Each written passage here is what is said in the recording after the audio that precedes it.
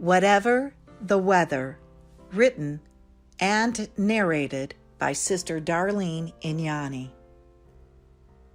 This excursion was going to be one of the highlights of my family's trip to the beautiful country of Austria. We'd purchased tickets to the Sound of Music tour, and today was the day we had eagerly anticipated.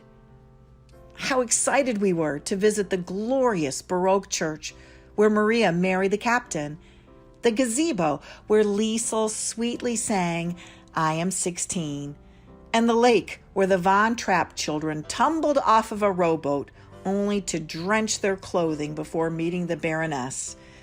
Yes, our family loved the movie. But the single most anticipated sight was going to be our visit to the lush green meadow where Maria sang the opening title song, "The Hills Are Alive with the Sound of Music." That day, however, the weather was not cooperating. Gray clouds blotted out the sun. A soft drizzle turned into pelting rain. The windows inside the bus were foggy from condensation due to dozens of frustrated tourists breathing against the glass. Everyone was craning their necks for a peek. By the time we pulled up to the infamous spot, our view was completely obliterated. We couldn't even disembark from the bus because of the inclement weather. What a disappointment.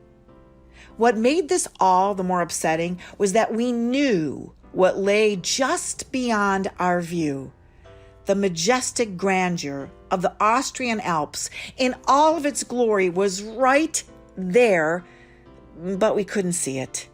Not today, not under these conditions.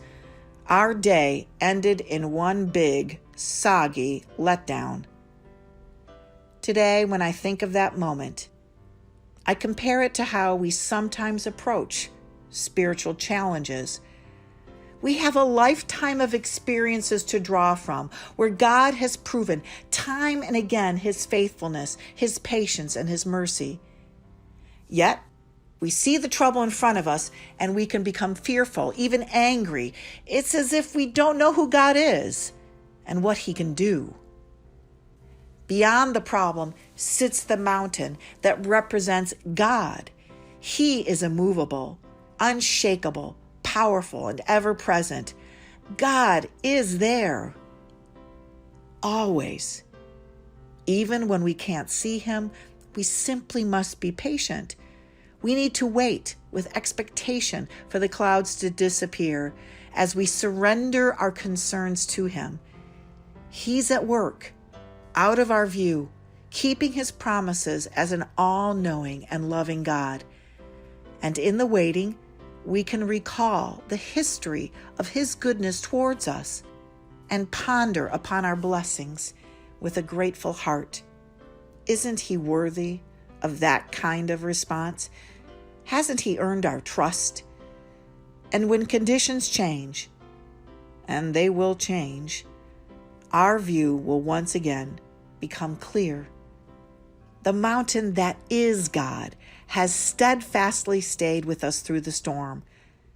How could we ever doubt Him merely because we couldn't see with natural eyes what we know in the depth of our soul to be absolutely true?